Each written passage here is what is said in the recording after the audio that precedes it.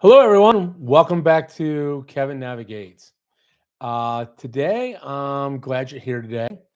And today, we're going to cover some major topics that affect your daily life, your energy bills, government policies, and how the forces shaping our country's future really work beneath the surface. Let's see here. Let's look at today the explosive growth of AI. I've been looking at, and what got me talking about this subject of AI was my neighbor that lives across the street. His son just got back from Texas, and he graduated high school last year, looking for a job. And his dad works in the government as a he's not a government contractor. He works for a software company that provides software services to the government. And anyways, I've known his son for quite a few years, and they were talking about what he was going to do. He went to a nice school. He's a nice kid, everything else. Well, anyways, we happen to have down the street another neighbor that actually does a lot of work in these data centers. So everything I'm going to be talking about today is around these data centers and what's happening. So a lot of people don't really stay up with what's happening with AI. I've been looking at AI for a while, and one of the things that it kind of sparked me was uh, I've said this before. You're either a consumer of it or you're a creator. And if you look back in history, that's true with any technology.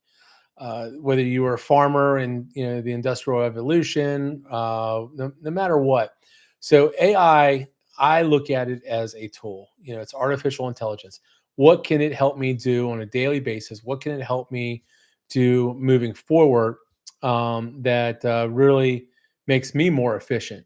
It's not going to go away. So, along with asking that question, what can AI help me with, is understanding how the whole infrastructure works, within AI.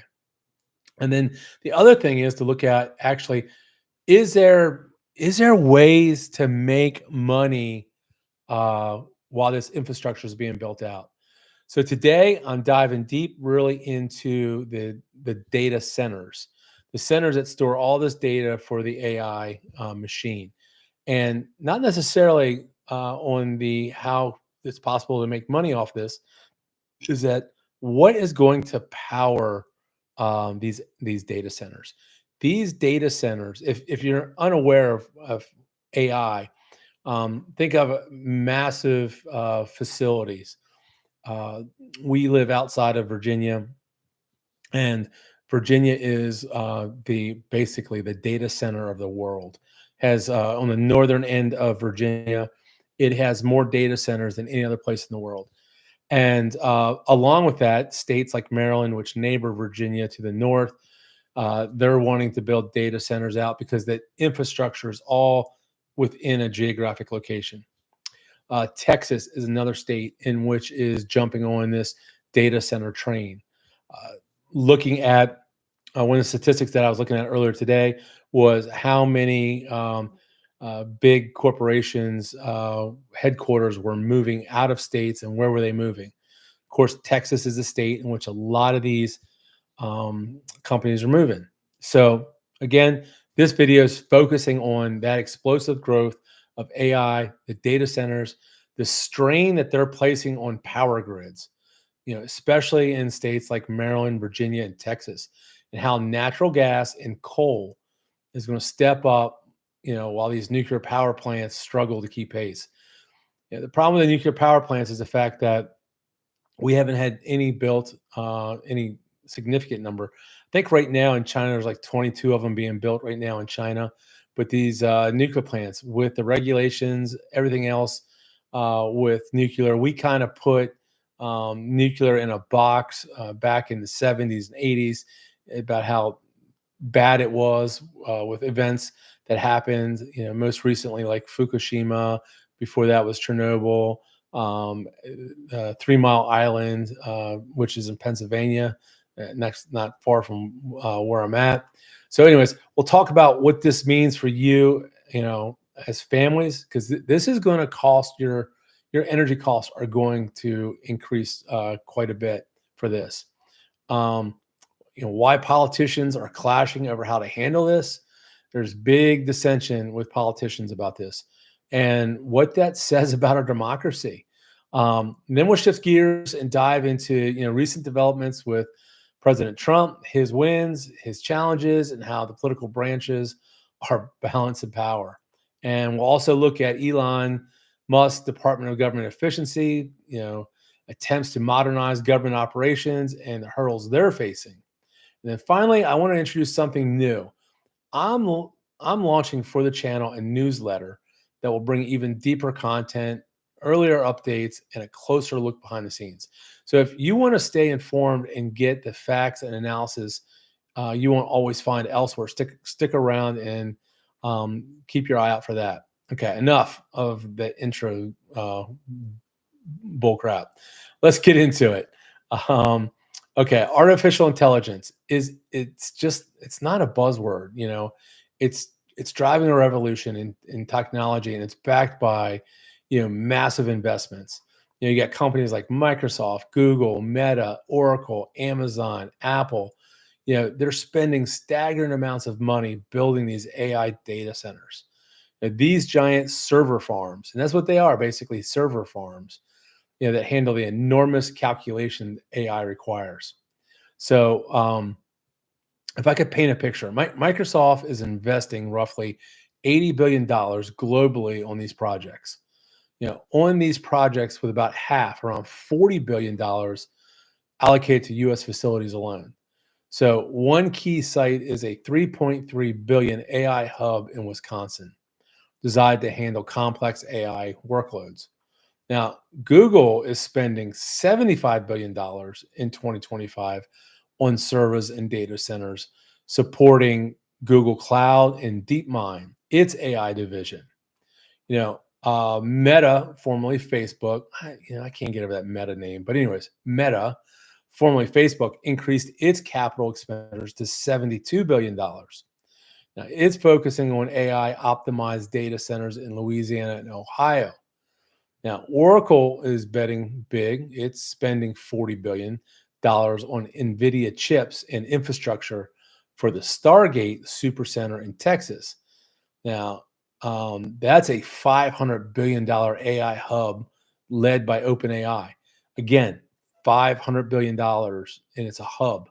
Then you have CoreWeave. That's a company growing fast in this space, planning to spend up to $23 billion this year, expanding to 1.6 gigawatts of contracted power capacity. Now, other giants like Amazon, Apple, they continue aggressive build outs, also with no signs of slowing. So now, all of these data centers require one thing above else: power. They require massive amounts of electricity. And here's the kicker: despite growth in renewable energy, natural gas, I mean, that's pretty much the backbone of this expansion. So, why? Why is the natural gas the backbone of the expansion? Renewables like solar and wind, they have their place, no question, but they're intermediate. The sun doesn't always shine. The wind doesn't always blow. That variability is a problem when data centers need consistent, reliable power. I mean, imagine that you're working on a project and you go to do a calculation through AI, and the message pops up: "Oh, there's a cloud, can't give it to you," or "It's raining," or "The wind is light and variable. Oh, can't give it to you." I don't know that that's necessarily the message that you want at that time, when it happens. So they need reliable sources of power to operate these AI workloads and these cloud services, and everything has gone in that direction. Whether you are a fan of it or not, you will be consuming AI and cloud services no matter what. Nuclear power sounds promising, but building new nuclear plants is slow, it's expensive, and highly regulated. The other thing is that when it comes to nuclear power, we don't have the abundance of uranium than what other countries do. Uh, we were, I don't know if it's still the case, but we were getting like 90% of our uranium from Russia. Now, it doesn't say that we don't have uranium, we do, but that's where we were getting the bulk of our uranium from. Yeah, according to the U.S. Energy Information Administration, the average time to build one nuclear plant in the U.S. is over 10 years. And, very few projects are underway now. So natural gas and coal are filling the gap. Now, I said coal. Now, a lot of people don't like to talk about coal. Coal is not going to go away. It will be here. And again, if you want to take advantage on making money in this uh, obvious need that's not going to go away, coal is one thing that is always going to be around. They can ramp up power production very quickly, and natural gas plants produce lower emissions than coal. And I do agree that probably we're going to want in the U.S. Probably most of the residents are going to want the natural gas. Now we have some of the largest natural gas deposits, on the globe. Where I sit, just off the east coast of the United States, I think is the single largest natural gas field that's untapped. And it's been ever since I was younger, uh, spending a lot of time in the ocean fishing and surfing. It has been a hot topic about tapping that oil out. That coal out on that Atlantic area. So this gas plants produce the lower emissions and coal, making them it's a bridge fuel in the transition. Uh, the spotlight of all this is Virginia and Maryland and Texas. Now, I had mentioned other places like Wisconsin. A lot of these states are jumping into this. And why does that? Why do you even care? And it comes down, you will care. I live in Maryland, and what's happened to us is just insane. But let me get to that. While Texas is well known for its data center booms, they have 150 new data center projects planned. Virginia and Maryland are also have many. For example, let's look at Virginia's Loudoun County. It's often called the data center capital of the world, with more than 60 data centers operating just in Loudoun County. They consume roughly 2,000 megawatts of power. That's enough to power about 1.5 million homes. That's just these 60 data centers. Merrill's data center growth is rapidly increasing as well, with new projects popping up near Baltimore and the I-95 corridor. That's where a lot of these data centers are located, down that I-95 corridor, outside of Baltimore and DC. Permitting and power plant projects. To meet this demand, states are approving permits for new natural gas power plants.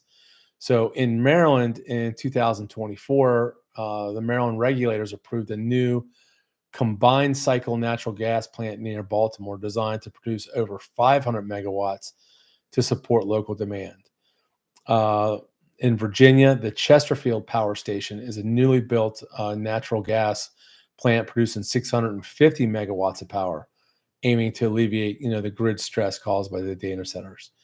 Texas leads with multiple large-scale natural gas plants being built or proposed. The Houston Energy Center and the Rio Bravo power plant are, these are two examples together producing more than 1,000 megawatts to meet data center and residential demand. So here's what's happening. The natural gas infrastructure companies like Kinder Morgan, Energy Transfer, and Williams companies are seeing strong tailwinds. This is all pushing in their way for the demand for natural gas. They're building pipelines, storage, and facilities to keep up with this demand. On the flip side, coal producers like Consol Energy and Arch Resources, they continue to supply power plants, especially in regions with older infrastructure or limited access to natural gas. Again, what does this mean for you? Data centers are vital for the economy, jobs, and the technology we rely on every day. I mean, every one of us is relying on this technology. Um, Again, but they also consume a ton of energy, driving demand for natural gas and coal power. So, nuclear, despite being a low carbon option, new nuclear plants face long delays. Um, the Vogtle plant in Georgia, I mean, that's experienced years of delays and billions in cost overruns. So for now, natural gas and coal are, they're the backbone keeping this AI humming. Keep it going. Now, let's talk about how all this energy demand and new data center construction is hitting, your wallets. Maryland is a case study in unintended consequences. Uh, you know, we have some of the, I shouldn't say it, but I'm going to say it. Not a fan of our elected officials in Maryland. Maryland energy price shock. Energy prices in Maryland have nearly doubled over the past 5 years. One major cause, state lawmakers, they were shutting down local power plants, including coal and natural gas plants, citing environmental concerns. At the same time, the state has approved expansion of data centers that consume, massive amounts of power. Power that's often subsidized or prioritized over residential use. So here, in their ultimate wisdom, they shut down power plants. They decide to get the power out of state. So then you have, transfer fees that come from out of state, and then they approve more demand by approving these data centers. I mean, brilliant, brilliant. I feel like if you can't do anything else, just become a politician. The result, residents pay more for electricity. Shocker, right? While data centers get access to cheaper, prioritized power. So those data centers are going to get power regardless, of anything that's happening. So, this is a classic case of winners and losers. Businesses and tech giants win, but the average family loses. So, Virginia is seeing similar trends. The Virginia data center growth versus the grid strain. Loudoun County's energy has soared, but grid upgrades and new power plants, they just haven't kept pace. Power companies are now proposing new natural gas plants to close that gap, but approvals and construction takes years. So coal's, role in energy stability. Some utilities are keeping coal plants online longer to ensure that supply. While controversial, it's a short-term solution to keep, power flowing. What's being done? Utilities and regulators in Maryland and Virginia are approving new permits for natural gas plants. Grid operators are investing in transmission upgrades to handle increased load. But there's a lot of risk, delays or cancellations in power plant projects due to environmental lawsuits or political opposition. They could drive all this pricing even higher. So what can you do? Stay informed about local energy projects. Consider energy saving measures at home. Follow state utility commission hearings and participate in public comment periods. I did not do any of that, and we're paying for it. Again, the politicians just snuck that in underneath the radar. That nobody was paying attention. Nobody was paying attention, and we pay a very high energy cost because of it. Now, investment ideas. For those interested in investing in energy, this shift. I mean, there's opportunity. Uh, and this is not a endorsement or anything. This is just an idea for you to look at. If you take someone like Kinder Morgan, it's a leader in natural gas pipelines and storage. That might be something. Again, Energy Transfer, symbol ET. Kinder Morgan's KMI. They operate massive natural gas infrastructure, especially in Texas and the Southeast. Williams Companies, WMB, that's your natural gas transport and storage. It's got a big footprint in energy demand regions. Consol Energy, CEIX, and Arch Resources. They're major coal suppliers helping power grids, in transition. If you want, you can look at these different stock possibilities, but if not, if you want something more diversified, ETFs,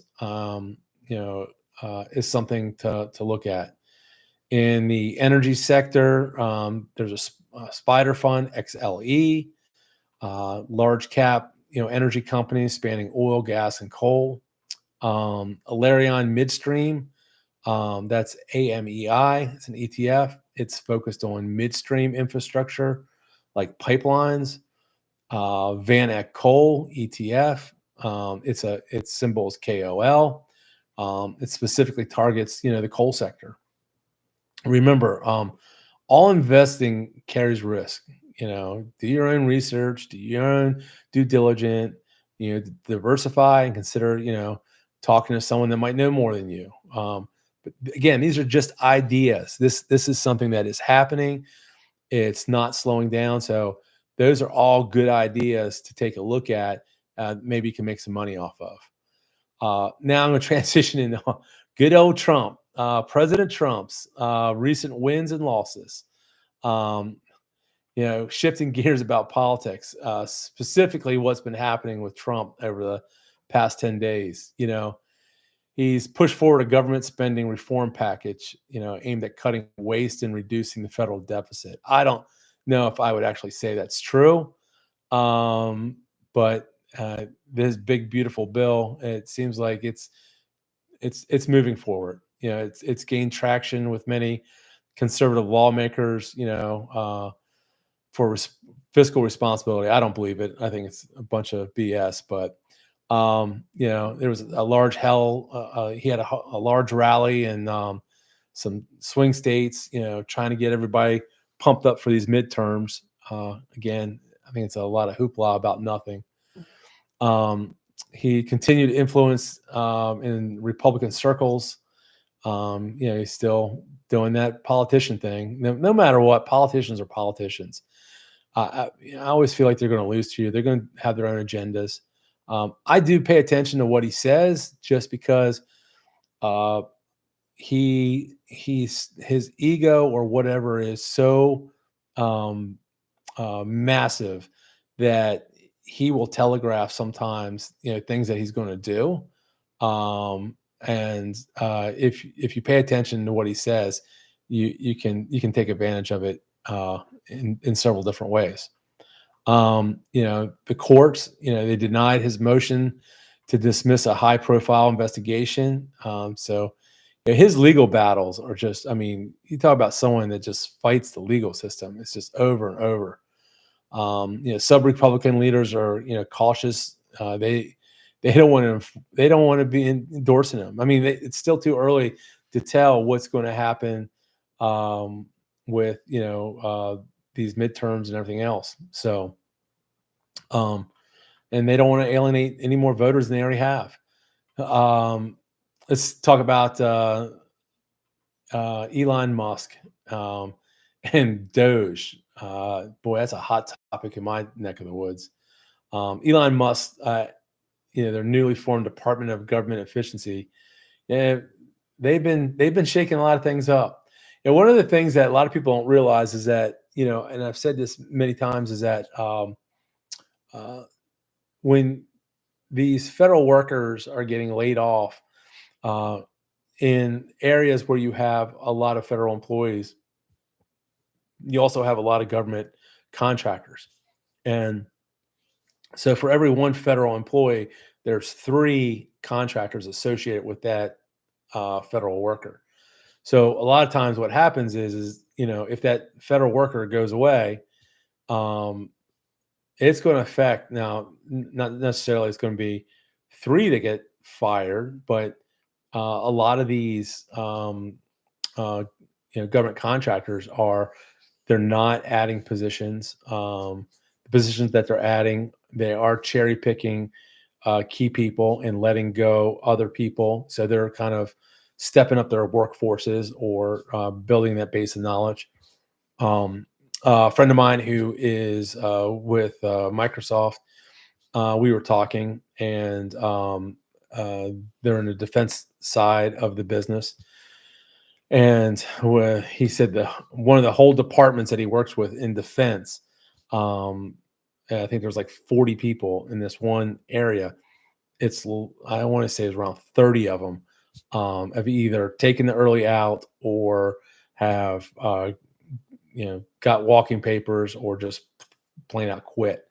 So that's a realm where the government will be hiring because there was more people that left in some areas than others. Now that makes opportunities for some of these subcontractors to come in. So, anyways, Doge, you can look at the numbers. There's billions of dollars wasteful spending. They've eliminated some programs. The sensationalism of all that's kind of gone away. It's kind of faded. What's cool though is like this whole thing I'm talking about right now with AI and about how the how AI can really help you and it can help you do a lot of things. I mean that's basically what Doge is doing. Whether they're using bots or they're using AI, they're training it to identify things that could be more efficient or tendencies and different things like that. So they're trying to speed up the times for permits and grants. They say they can get 30% faster at this. I know I work with government, you know, uh, entities, especially on the local municipalities. It takes forever to get permits pushed through for anything. It is the most inefficient system ever created. It's just amazing. So uh, there's a lot of pushback, from career government employees and unions concerned about job security and changes. Nobody likes changes. Funding from Congress. There's no guarantee that a lot of these modernization or these projects are going. It's all got to go through Congress. So this is just really a lot to do about nothing. So there's a lot of cultural resistance in trying to make things more efficient. I mean, it's a complete tug of war or dumpster fire, whatever you want to call it. It's a lot of tension between innovation and tradition. So when you look at everything that's going on, um, you look at the executive branch, you look at the president, what he's trying to do. You look at the legislative branch. This is really democracy in action. I kind of want to zoom in out and like talk about what all this means for like our system of government. You have clashes between President Trump and Congress and the courts. You're seeing every day. It's kind of frustrating or chaotic, but this is exactly how the founding fathers designed it. This system work. Our constitution divides power among three branches. You got the executive, the legislative, and the judicial. So each branch checks the others to prevent concentration of power. This was designed deliberately to avoid the kind of monarchy and dictatorship or tyranny that the colonists they fought to escape this.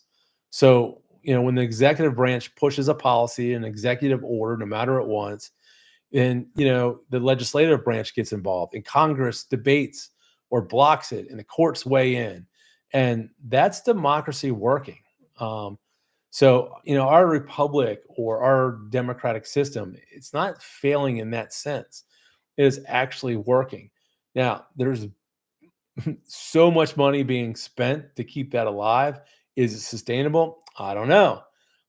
It may be slow and it is messy, but it ensures accountability, transparency and protection of individual rights.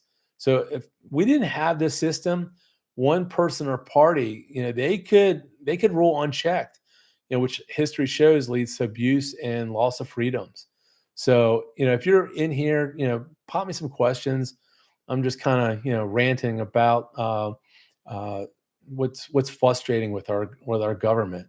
So, even if you're frustrated by gridlock, delays, it's a reminder that the system works as it is intended to work. But it only works if you stay informed and engaged. By watching, asking questions, voting, holding leaders accountable. That's how the system really performs. Best. Before I wrap up, a quick reminder about the Kevin Navigates newsletter is launching. I'm launching this new newsletter, which will give you, early access to video topics and scripts. I've been doing a lot of uh, deep dives, and I've been doing these lives because I've been spending so much time researching some topics and trying to develop key ways that you can benefit from some of my ramblings that I go on to make money on uh, different topics, or how to be more successful, or how to be more confident, or how to be a better dad, or how to be a better coach, or how to, just in my life, I found that I want everybody to be better at their craft. And anyways, it's going to have tips on health, finances, failures. There's be some Q&A, ask some questions, get more, more answers. And that's really what I want. I want this community to be more interactive, where, you know, maybe sometimes there's something you want to say that I don't like. And that's fine, because it's not going to offend me. You know, anyways, this newsletter I'm developing, it's free and it's designed to cut through, the noise and everything else. If you want to sign up, just keep your eyes open for it. Final thoughts. If you're feeling the pinch of rising energy bills, or want to understand how government really works, this is what I do with the Department of Education. I am every week looking at what's happening with the Department of Education and how that's going to affect schools, how that's going to affect, millions of people, our kids, our young adults, our budget. It has a huge impact of um, just everything. How the whole system works. So again, please hit that like button if you found anything valuable today. Subscribe. It certainly helps the channel, helps me. uh, and drop your comments below. I want to hear how energy prices increases are impacting you. Hey, how AI is impacting you. Thoughts on government reform. Thanks so much for spending time with me here. I'm Kevin. This is Kevin Navigates, helping you understand things that can shape your life. I'll catch you on that next one.